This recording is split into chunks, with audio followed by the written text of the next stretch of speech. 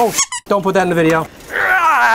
We are getting our 6th Tornos in our shop today. It is the new Swiss XT. It is an insane machine, so let's get it off this truck. I want to show you guys this thing. It is going to be insane. It's pretty much like if a Swiss GT and a Swiss Deco came together and formed a new machine. So it'll have 3 programs that run simultaneously. It's got up to 9 axes. It's instead of like the GT where we can do one tool, this can do 2 tools at once. So it has 2 collinear Z axes and 2 collinear X axes. So now we can just rifle around, do work all at the same time.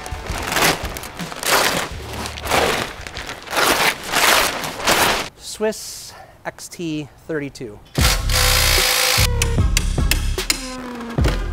And these guys have a pretty crazy job, right? Every single day they gotta go from shop to shop and they have to lift $300,000, $1 million pieces of equipment, and they can't screw up, right? You know, like if they bent that piece of sheet metal right there, they know their company has to cover that. So like, they really gotta pay attention, and they do a good job. These guys do a really good job. So it's the kind of jobs that I feel like most people out there don't appreciate. People like this all day, every day, putting your expensive stuff on your floor for you. So it's actually really exciting. I've honestly been waiting for this particular machine for a long time, just because it's gonna be the easiest machine we've had for me to get really appealing footage, because the double gang moving around it's gonna be really cool. What does this control look like? Ooh, all right, so what do we got? Ooh, okay, I like this a lot. I think every machine should have this. A override control for your rapid that doesn't affect your feed rate. So I can turn down just my feed rate and not my rapid, or just my rapid and not my feed rate. I like that right out of the gate. Buttons all look nice. Yeah, look at all these axes. X1, Y1, Z1, C1, X2, Y2, Z2, B2, which we don't have yet. X4, Y4, Z4, C4, 12 possible axes. I know it says 9 in the brochure, but they don't really count C1, C4, or B2 if you don't have it. So we actually technically have 11, but the brochure says 9. They don't count the C axes. Look at that. Right here, this whole gang, all these fixture points, these are all our tools for the first program. And they're gonna work on our guide bushing right here, okay? This right here is actually a completely independent gang. They don't move together. It's not like the GT. This can actually go back and forth in Z along with Z1. So this is Z2, this is Z1. And then you'll have X1, X2, and then here's Y1 and here's Y2. So these can work however you want on this all at the same time. It's pretty slick. And then over here is X4, Y4, Z4. This works over here independently, while these 2 things are going crazy on the main gang here. This is one thing I really like about Tornos, is these coolant lines right out at the top. And then these 2 here will probably be flood. So that really alleviates a lot of problems with aiming these types of coolant lines at tools, because they don't have any hanging from the ceiling. So you get 2 right here at the guide bushing. I like that a lot, actually. The first thing you want to do is make sure that your coolant tank can go in your machine like that. So I at least know I have the machine high enough for it to go in. Always check this, because if you level it super low and then you can't go in, you have to re-level it. So make sure the coolant tank can go in first.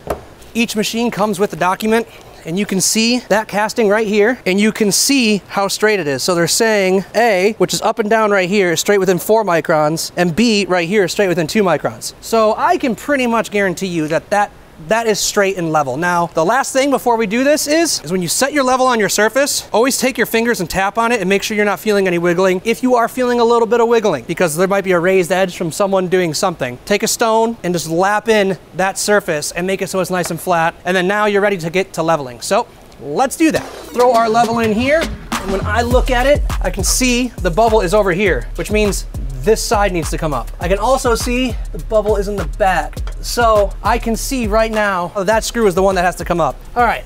Oh yeah, now we're cooking. Now we're like this, we know we're pretty good. So I'm gonna change this now, because I just got it really close this way. But before I celebrate, I wanna make sure how good we are this way. So I'll pick this up and I will move it again. When you put this onto a new surface, tap around. Make sure this thing is sitting there flat. If you can feel wiggle, you're screwed. And I can see my bubbles all the way over here. So that means I need to lift, oh, wrong way. I need to lift the back of the machine up. Not a lot. If I had to guess, I have to do about a couple turns on there. But now we might change it back the other way. So we gotta work this in. Hey, do any of you guys wanna do me a favor? All right, cool. You get to be in a Titans of CNC video. I'm leveling a machine for the video. I need you to please keep an eye on this level. I have to raise a screw down there. This level should slowly turn up. Now what I'm doing, when I turn, it's gonna take like 2 seconds before you see the result in there. So just be a little Johnny on the spot with telling me to stop. Look how many assistants I have right now. This is great. Is it in center, or do I need to go a little further, or did I go too far? You got a long way to go. Oh, halfway to center? All right, what about that? Go back a quarter turn? Cool, thank you for your help. You have no idea how much faster and easier that is. So, where are we at? And that's perfect. So we just have a small adjustment to make, but we're gonna cut real quick, so I'm gonna walk these guys through my department. So yeah, we're gonna cut. We'll be right back and finish this. Don't go crazy with it, just, we know it's touching. I'll bring it up. We'll go through all these, secure them. And it's level. It's level and it's sitting there good. So now let's get our coolant pump into our coolant tank right there, and then we'll slide that in. We'll hook up the hoses, we'll hook up the sensors, and then we'll get the rest of the coolant tank. It's kind of like a two-piece system. We'll get that on there. After that, we'll just take off the shipping brackets, we'll be done. So.